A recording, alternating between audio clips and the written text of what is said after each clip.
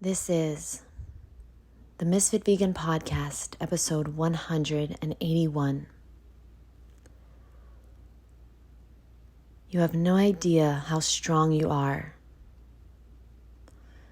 until you have no other choice.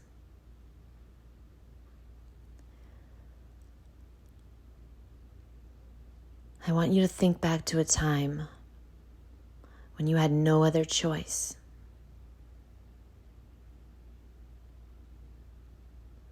I want you to think back to a time where you pushed yourself so much, so hard. You did whatever it took to make something happen. Most likely, it was not for you. Most likely, it was for someone else. You pushed yourself. Maybe it was for a job. Maybe it was for a loved one. Maybe it was for somebody you liked. Whatever it is. That's it, guys. That's your key out. That's your ticket out.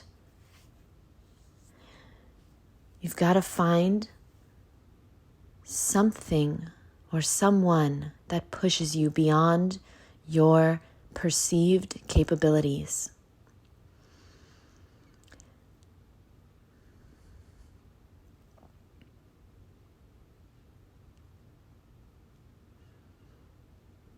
And if you lose that person, like I lost them, I lost my sister.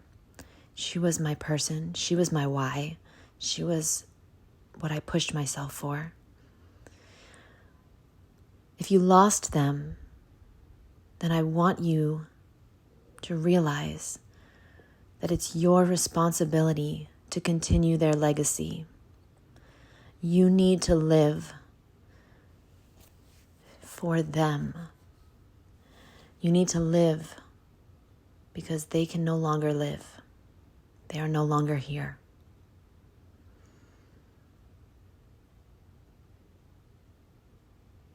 Your life is not an accident.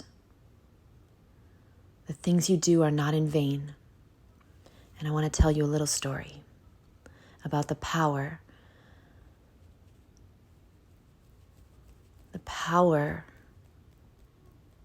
of connecting with other human beings. I was never really a big believer in community until this year. I didn't realize how important it was because I had been doing everything my whole life on my own. I'm a very independent person. I'm a very responsible person. I've been working since 14. And I always had the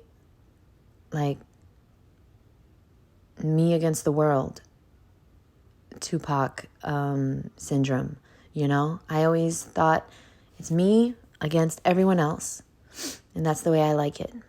And nobody's on my side, and nobody gives a shit about me, and that's the way I motherfucking like it. That was my attitude. I didn't need friends, I didn't need family, I didn't need anyone. But this year, I realized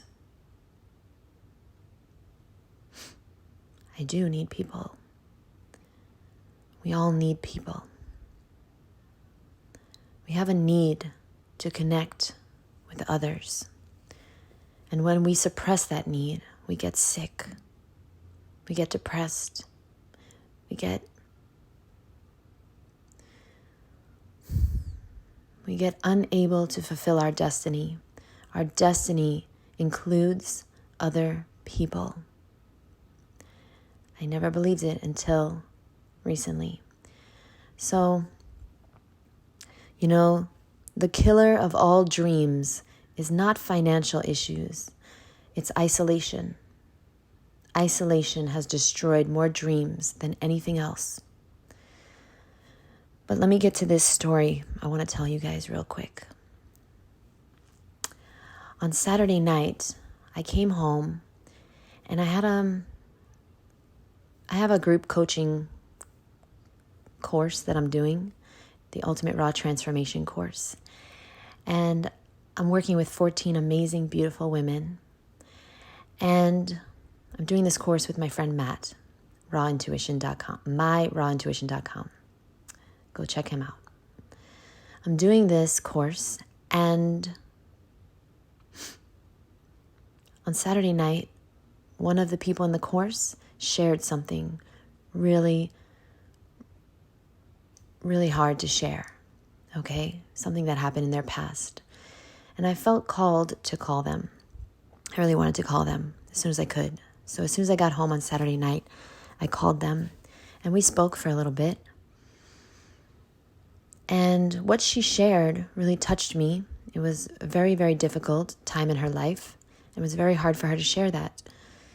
And it inspired me, because it was a similar story to what my mom went through. It inspired me to call my mom. But it was very late at night.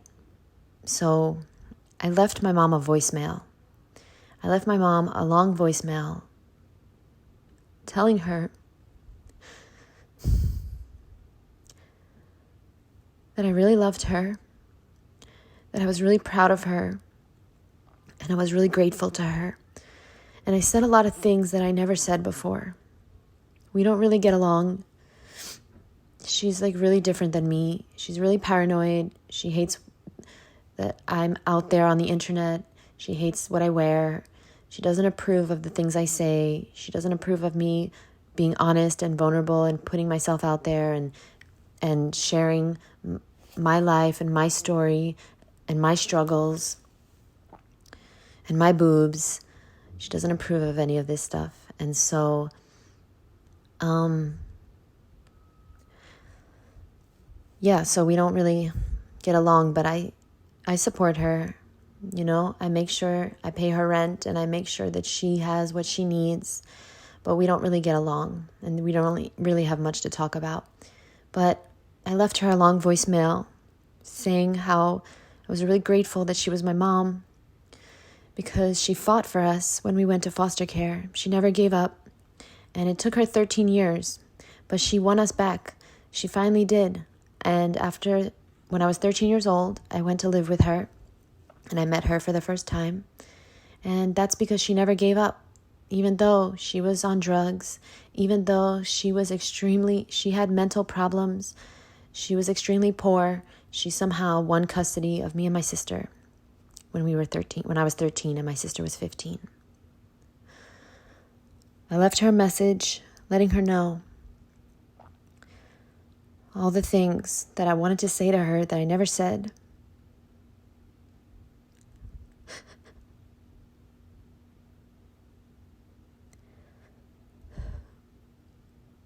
Three days later, my mom was found dead in her apartment. But I know she heard the message because she told me that she did.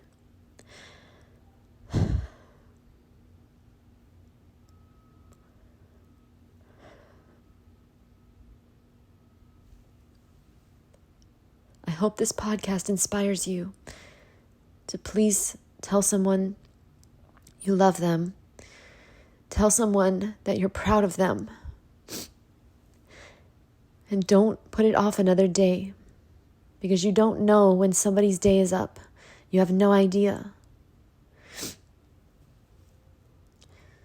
My mom wasn't sick. My mom wasn't in the hospital. My mom does an hour and a half of yoga every single day. My mom's been eating mostly raw for a while now.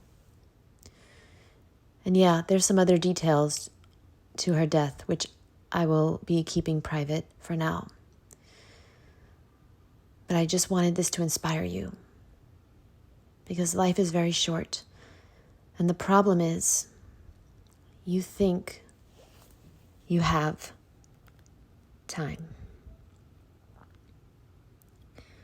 Thank you for listening.